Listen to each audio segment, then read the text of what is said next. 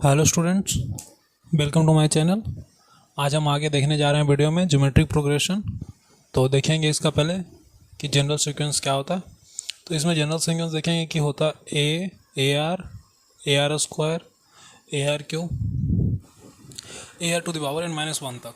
तो इसमें देखेंगे कि फर्स्ट टर्म हमारा होता है वो T1 होता है, उसके बाद उसमें आर मल्टीप्लाई करते हैं तो नेक्स्ट टर्म हमको मिलता जाता है, और लास्ट टर्म जो होता है हमारा A R to the power n-1 होता है।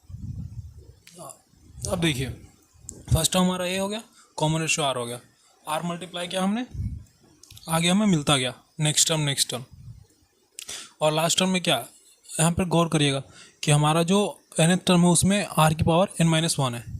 अब देखो कैसे आता है, ए आर बाई ए क्या, A R square by A R क्या, ए आर क्यू आर क्या, कॉमन रेशियो आ गया।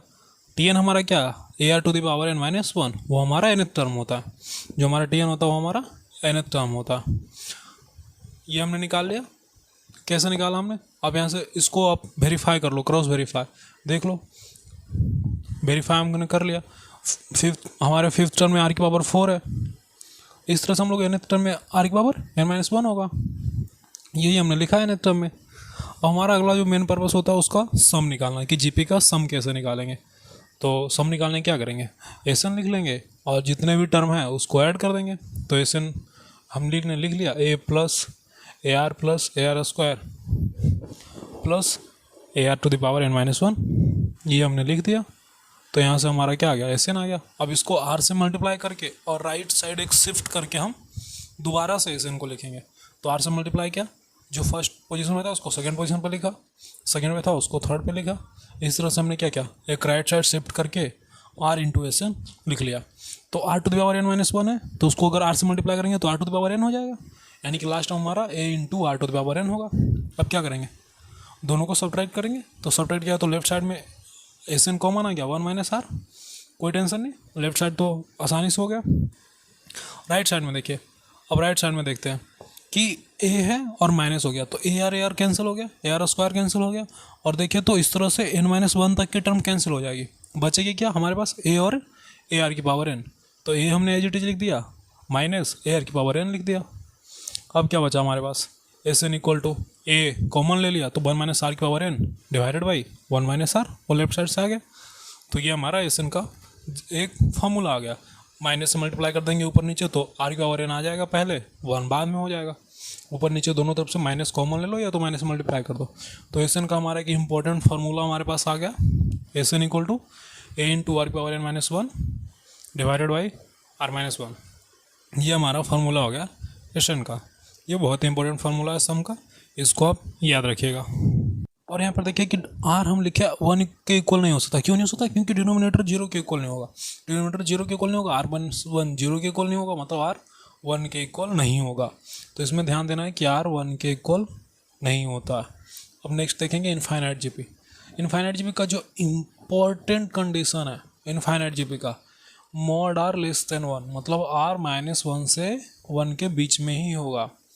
तो एस एन इसमें ध्यान रखिएगा कि जो एस एन का निकालते हैं तो उसमें सबसे इंपॉर्टेंट चीज़ का ध्यान रखते हैं कि r-1 से 1 के बीच में लेते हैं। अब देखो, अगर r-1 से 1 के बीच में है तो r की पावर n निकालते हैं। तो अब देखो एस एन का फॉर्मूला हमें पता है, n टू 1 माइनस आर की power n divided by 1 minus R. अब देखो इनफाइनाइट जीपी है तो n तो इनफाइनाइट होगा। इनफाइनाइट जीपी का मतलब है कि number of terms infinite. Infinite GP का सिंपल सा क्या मतलब है, number of terms equal to infinite. अब देखो n इक्वल टू इनफाइनाइट रखेंगे तो क्या होगा, limit sent to infinity S infinity A into 1 minus R की power infinity divided by 1 minus R. और उसके बाद A into 1 minus 0 divided by 1 minus R. अब देखो आर की पावर इन्फिनिटी को हमने 0 लिखा, वो कैसे लिखा वो नीचे मैंने एक्सप्लेन किया, वो आप ध्यान से देखो तो आपको समझ में आ जाएगा कि नीचे मैंने क्यों लिखा। अब देखो आर इक्वल टू 1/2 कंसिडर करते हैं, मान लो आर स्क्वायर 1/4, आर क्यू 1/8। उस तरह से देखो आर के जितना पावर बढ़ाते जाएंगे नीचे वाला जो है डिनोमिनेटर का टर्म है वो बड़ा होता जाएगा। एक टाइम के बाद जब आर की पावर इन्फिनिटी लेंगे तो डिनोमिनेटर में बहुत बड़ा टर्म होगा, वो भी ऑलमोस्ट इन्फिनिटी होगा। तो 1/1, अब देखो 1/1 सम इन्फिनिटी क्या हो जाएगा, 0 हो जाएगा। तो इसीलिए आर की पावर इन्फिनिटी को हमने 0 लिखा था। तो यहाँ पे आप समझ गए आर पावर इन्फिनिटी 0 कैसे लिखा था, ये बहुत इंपॉर्टेंट था। जो हमने लिख लिया। अब इससे हमारा जो एस इन्फिनिटी का फार्मूला वो रिड्यूस हो गया, ए अपॉन वन माइनस आर हो गया। तो ये एक इम्पोर्टेंट फार्मूला है, इसको आप अच्छे से याद रखो, S infinity equal to A upon one minus R. ये इंपॉर्टेंट है, इसलिए इसको स्टार मार्क कर देना और स्टार मार्क करके अपने नोट्स में रख लीजिए। और आपको अगर नोट्स चाहिए तो आप डिस्क्रिप्शन में टेलीग्राम चैनल ज्वाइन कर लो, लिंक डिस्क्रिप्शन में है। ठीक है, तो एस इन्फिनिटी का ये बहुत ही इंपॉर्टेंट फार्मूला है, आगे आपको यूज होगा और इस पर जेई काफ़ी क्वेश्चंस पूछती है, तो ये आप ध्यान रखना। और ये लिमिट में आपको एक्सप्लेन करेंगे। अब कुछ प्रॉपर्टीज़ देखते हैं। Properties of GP. प्रॉपर्टीज किसके हैं? जीपी के। एपी का मैंने पहले बता रखा, तो ये प्रॉपर्टीज अब जीपी के देखते हैं। सबसे पहले क्या होता है कि सी आर जीरो के इक्वल नहीं होगा, ए जीरो के इक्वल नहीं होगा। सी आर मतलब कॉमन रेशो, और ए भी जीरो के इक्वल नहीं होगा। क्यों ऐसा होगा? क्योंकि अगर ए या सी आर में से कोई जीरो हो गया तो सारे टर्म जीरो हो जाएंगे, पूरा जीपी जीरो हो जाएगा। क्योंकि जीपी के सारे टर्म में या तो ए होता है और आर होता है। तो अगर ए और दोनों में से कोई जीरो हो गया तो क्या हो जाएगा?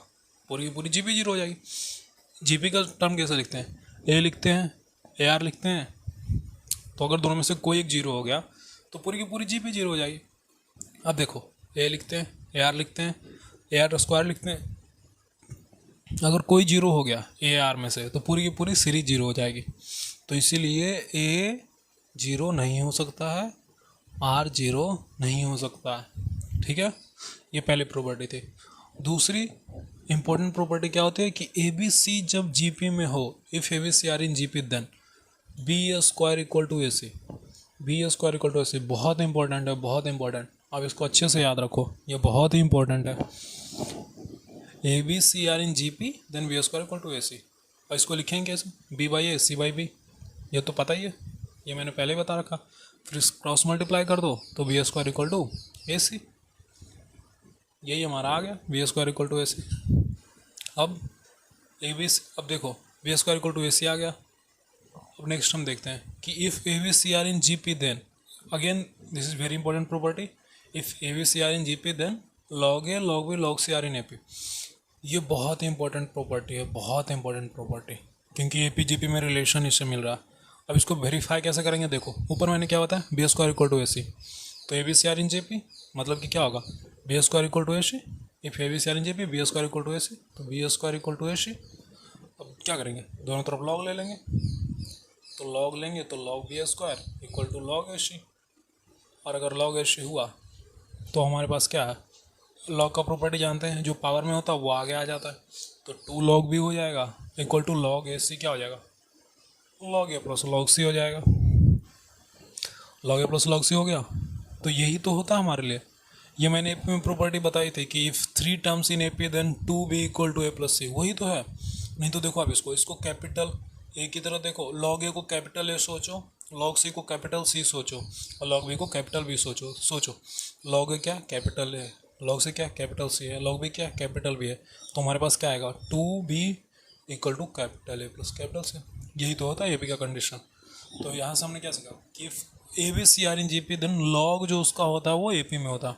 तो ये बहुत इंपॉर्टेंट प्रॉपर्टी है, आप इसको याद रखना, अब बहुत ही काम आएगा आपको, बहुत से क्वेश्चन सोल्व करने में आपकी हेल्प करेगा।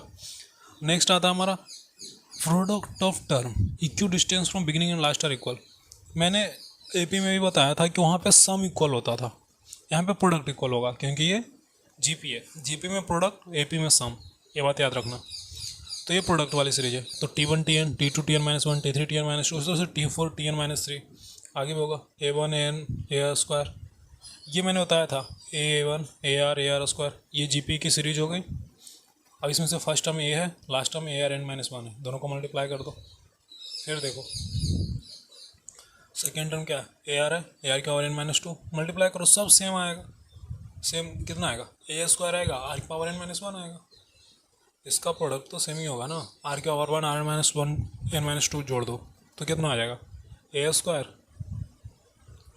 आर की पावर एन माइनस वन, यही होगा इसका प्रोडक्ट। और ये हमेशा ही होगा, कोई भी दो इक्यू डिस्टेंस टर्म को आप ऐड करोगे तो यही आएगा। तो यही हमें ध्यान रखना है कि यही होता है। नेक्स्ट हमारा एकदम इम्पोर्टेंट जो होता है कि हम टर्म्स कैसे एज्यूम करते हैं एपी में, terms of GP, sorry AP नहीं जीपी में। एपी में हम क्या करते थे? ए माइनस डी, ए प्लस डी, यही करते थे। ये 3 टर्म, तो कॉमन डिफरेंस हमारा डी होता था। और इसमें एक और इम्पॉर्टेंट बात क्या है कि ऑड नंबर ऑफ टर्म्स के लिए कॉमन डिफरेंस डी होता था, इवन नंबर ऑफ टर्म्स के लिए 2d होता था।